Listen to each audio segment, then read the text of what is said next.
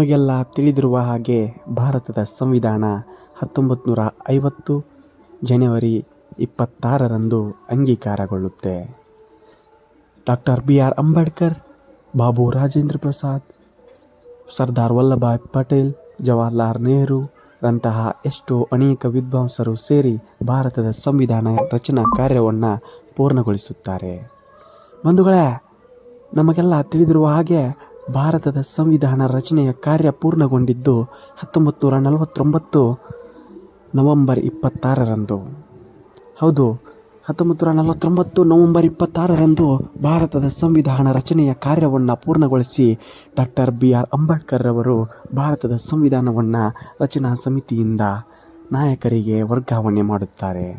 ಆದರೆ ಇಲ್ಲಿ ಕಡೆಯದಾಗಿ ಕಾಡುವ ಪ್ರಶ್ನೆ, ನಮ್ಮ ಭಾರತದ ಸಂವಿಧಾನ 1949 ನವೆಂಬರ್ 26ರಂದೇ ಪೂರ್ಣಗೊಂಡಿದ್ದರೂ ಅದು 1950 ಜನವರಿ 26ರಂದು ಏಕೆ ಜಾರಿಗೊಂಡಿತು ಎಂಬ ಪ್ರಶ್ನೆ ಇಲ್ಲಿ ಕಡೆಯದಾಗಿ ಕಾಡುತ್ತದೆ.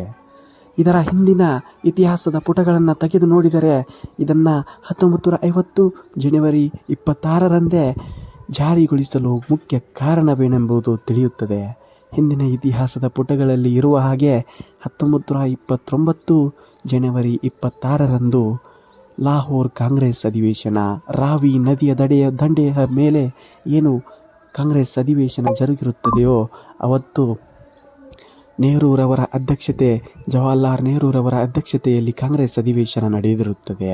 ಆ ಕಾಂಗ್ರೆಸ್ ಅಧಿವೇಶನದಲ್ಲಿ ಕಾಂಗ್ರೆಸ್ ನಾಯಕರೆಲ್ಲ ಸೇರಿ ಪೂರ್ಣ ಸ್ವರಾಜ್ಯ ಘೋಷಣೆ ಎಂಬಂತಹ ಘೋಷಣೆಯನ್ನು ಹೊರಡಿಸಿರುತ್ತಾರೆ.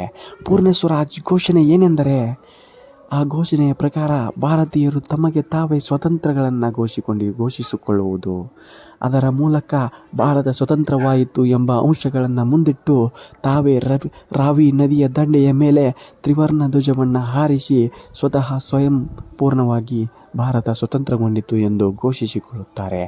ಆ ಇತಿಹಾಸದ ಘಟನೆಯನ್ನು ಪ್ರತಿ ವರ್ಷ ಚಿರಸ್ಮರಣೀಯವಾಗಿ ಸ್ಮರಿಸುವ ಉದ್ದೇಶದಿಂದ ಭಾರತದ ಸಂವಿಧಾನ 1949 ನವೆಂಬರ್ 26ರಂದೇ ಪೂರ್ಣಗೊಂಡರೂ ಅದನ್ನು 1950 ಜನವರಿ 26ರಂದು ಜಾರಿಗೊಳಿಸುತ್ತಾರೆ.